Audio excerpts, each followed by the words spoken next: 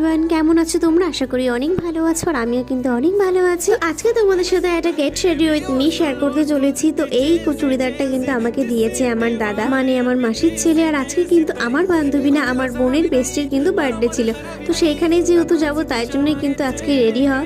তো আমি তো অন্যান্য সময় অন্য ধরনের লিপস্টিক পরি, তো আজকে অবশেষে এই লিপস্টিকটা আমি পরছি পিঙ্ক কালারের। এটা আমাকে পরে কেমন লাগছে অবশ্যই কিন্তু কমেন্ট করে জানিও।